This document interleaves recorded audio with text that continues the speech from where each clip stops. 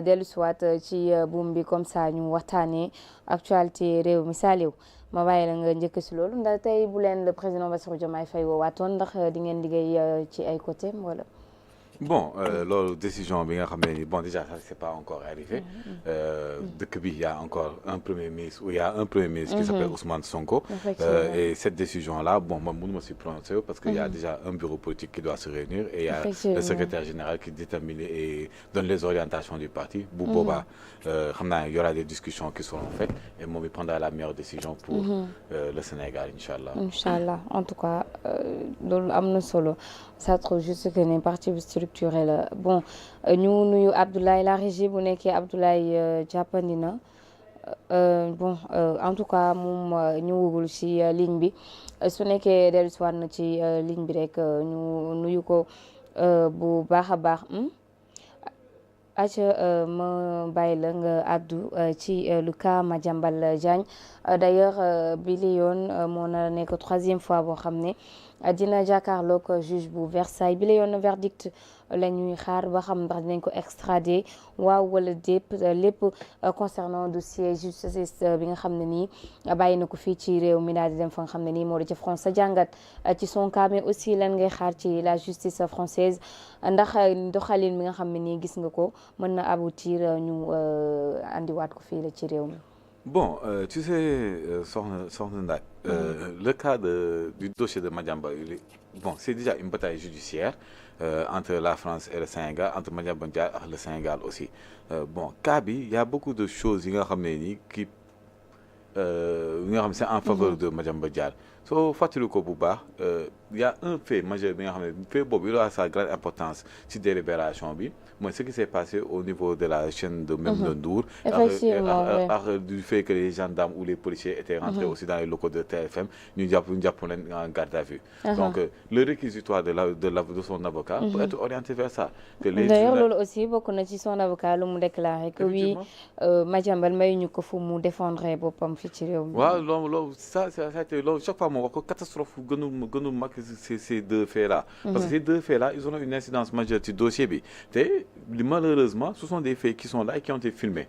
Donc, ils ont déposé le dossier. Ils ont orienté de telle sorte que les journalistes ils sont traqués, on ne les laisse pas parler librement et qu'il y a une volonté derrière, de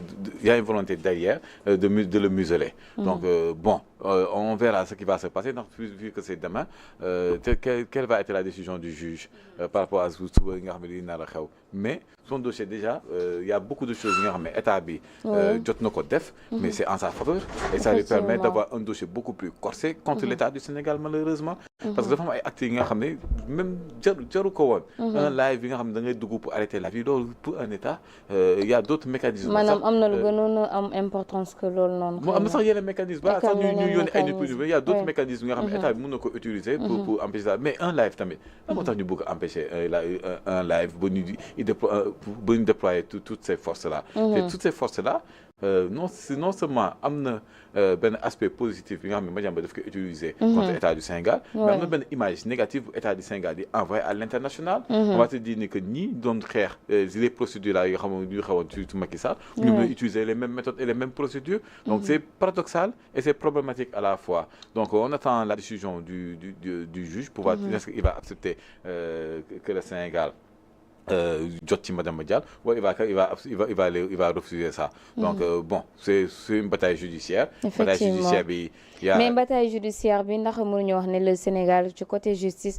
ñàkk na d'avance parce que bu ñu xoolee renvoyé nañ leen 2 fois.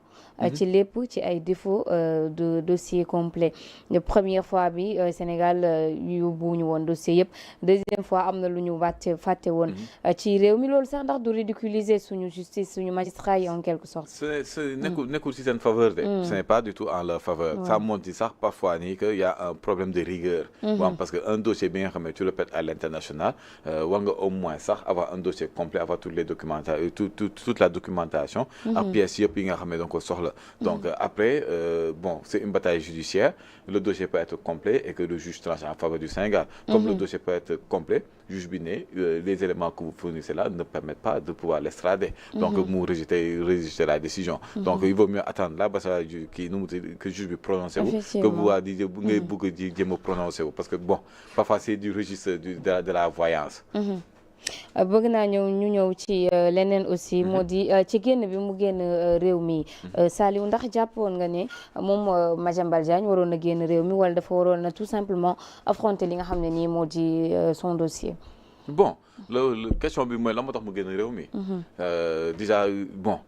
S'il se sentait poursuivi, persécuté et tout ça là, et que tamit il est sorti du pays, moi je pense que son nit ki soo amee ay problèmes, tu dois donc ko war a assumer. Advienne que pourra. Su dee yow tu n'as rien fait, tu n'as pas besoin de fuir. Donc mais su dee da nga génn dëkk bi daw, mais enfin les gens vont se dire que yow am na lenn li nga xam ne da nga ko am ci yow te loolu moo tax tu sors pour aller te cacher autre part. Donc man je dis que si j'étais à sa place, j'aurais affronté la justice. Waaw su ma ñëwee jël si damay toog bàyyi ba ñu jël si ma ñu jël si ma su ma convoqué ma dem usi convocation su ma def mandat de dépôt def mandat de dépôt mais ma taxaw comme góor parce que prendre la tangente tamit loolu dafay soulever ay doutes yu bëri nga ci xelu nit yi. waaw parce que dañ naan kii la moo tax mu daw. la moo tax mu gën a dem France alors que yaa mënoon na fi toog affronté ko comme morom yi nga xam ne ñoo ngi toog fii ci dëkk bi ñoo leen di woo ñi ñoo leen di bàyyi ñi ñoo leen di def mandat de dépôt ñi ñoo leen di placé sous bracelet électronique. Donc am na benn taxawaay bi nga xam ne soo ko taxawulee rek. bu subaa xel dina ñaaw te bu subaa tamit nit ñi wax ne que lii boo mu amee yow yaa fi jëloon say bagages daw bàyyi fi say njaboot. Et ça fait ça va jouer et ça va le poursuivre plutôt tout au long de sa vie. Plainte doomam bi ndax jàpp nga ne am na lu mën ci jouer ndaxte lim ko fait grave la ko toppee woon ay escroquerie ak abus de confiance ak usurpation. loolu ndax mun na peser dara. Bon la plainte bi il faut que dossier bi après ñuy def enquête yi. pour que ñu mën a xam exactement ce qui s'est passé. Plainte de doom ji moom dafa jàpp ne que papam daf ko nax. Et que dafa utiliser usurpation d'identité mooy maanaam dafa utiliser identité am. Et que donc à partir de là mu si la ko porter plainte. Donc il faut que dossier bi suivre son cours ñu mën a xam exactement lan moo am réellement ci li ñu ko toppee et à partir de là suñu monter dossier bi ñu mën ko yóbbu en jugement.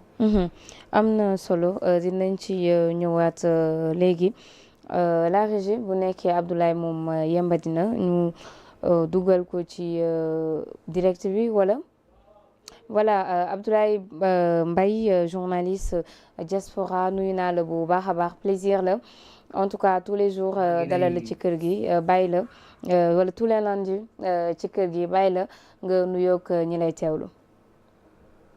Bonjour Abdoulaye. nuyu di nuyu invité boobu ma fekk ci plateau bi di ko jox cëram ak wàccuwaayam di nuyu internaute Public SN bi di nuyu waa diaspora bi ñoom tamit bàyyi seen soxla di ñu déglu ci bi ñu nar a waxtaane li nga xamante ni lu ñor Sénégal la. Donc di nuyu borom kër gi Aïssatou di nuyu techniciens yi di nuyu tous les journalistes